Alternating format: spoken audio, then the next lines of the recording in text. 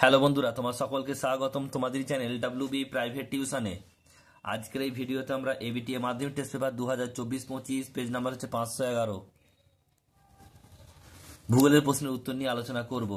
বিভাগ ক, একের দাগের 1, যে প্রক্রিয়ায় ক্ষয় বহন সঞ্চয়ের মধ্যে দিয়ে ভূমির রূপে সামঞ্জস্য তৈরি হয়। পর্যায়ন। অপশন নাম্বার খ, একের দাগের 2, পাখির পায়ের আকৃতির মতো বদ্বীপ দেখা যায় মিসিসিপি মিসৌরি নদীর মোহনায়। একের দাগে 3, প্রস্তরময় মরুভূমিকে বলা হয় হামাদা। অপশন নাম্বার ক। একের দাগে 4, একটি সাময়িক বায়ুর উদাহরণ হচ্ছে মৌসুমী বায়ু। অপশন নাম্বার খ। একের দাগের 5, বায়ুর আর্দ্রতা মাপক যন্ত্রের নাম হাইগ্রোমিটার। অপশন নাম্বার ক। একের দাগের 6, একটি উষ্ণ সমুদ্র স্রোতের উদাহরণ হলো উপসাগরীয় স্রোত। অপশন নাম্বার ঘ। একের দাগের 7, ব্ল্যাকফুট রোগ হয় আর্সেনিকের প্রভাবে। অপশন নাম্বার খ। একের দাগের 8, ভারতের প্রাচীনতম ভঙ্গির পর্বতটি হলো আরাবল্লী। অপশন নাম্বার ঘ। একের দাগের 9, ভারতের প্রথম বহুমুখী নদী উপত্যকা পরিকল্পনাটি হলো দামোদর উপত্যকা পরিকল্পনা। একের দাগের 10, ভারতের বৃষ্টিপাতের বেশিরভাগই হলো কি শৈলক্ষেপ প্রকৃতির। অপশন নাম্বার ক। এরপর হচ্ছে দেখো একের দাগের 11, ভারতের সর্ববর্গীয় বনভূমি দেখা যায় হিমালয় পার্বত্য অঞ্চলে। অপশন নাম্বার গ।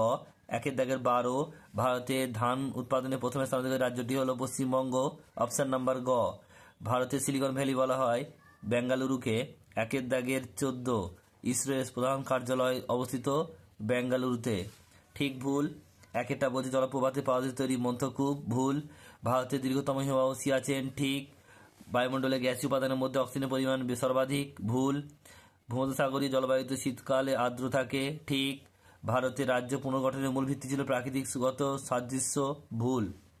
ল্যাটারাইট মাটিতে তুলো চাষ ভালো হয়। ভুল। ভূবৈচিত্রিক সূচক মানচিত্র আঁকা হয় জরিপ কার্যের মাধ্যমে। ঠিক। শূন্যস্থান পূরণ করো। একেটা বলছে যে পার্বত্য প্রবাহে নদীর প্রধান কাজ হলো ক্ষয়। উত্তর হবে কি ক্ষয়। নেক্সট প্রশ্ন দুইটা বলছে যে ঘূর্ণবাতের কেন্দ্রকে ড্যাশ নামে অভিহিত করা হয় চক্ষু। চক্ষু। নেক্সট প্রশ্ন বলছে 3-টা, ড্যাশ স্রোতের প্রভাবে শীতকালে জাপানের উপকূল উষ্ণ থাকে। এটা হবে জাপান স্রোত বা ক্রোশীয় স্রোত।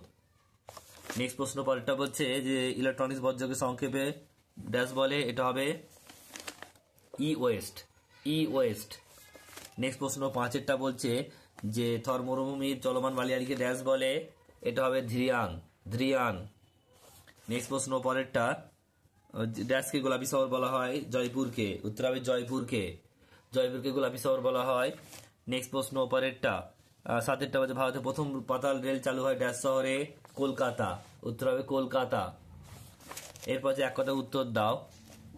বলছে যে হিমবাহিত ক্ষয়জাত পদার্থকে কি বলা হয়? হিমবাহী ধ্বংসাবশেষ। হিমবাহী ধ্বংসাবশেষ। নেক্সট প্রশ্ন পরেরটা বলছে 2-টা, যে আলস পর্বতের উপর দিয়ে প্রবাহিত উষ্ণ বায়ুর নাম লেখো। এটা হবে ফন। এটা হবে ফন।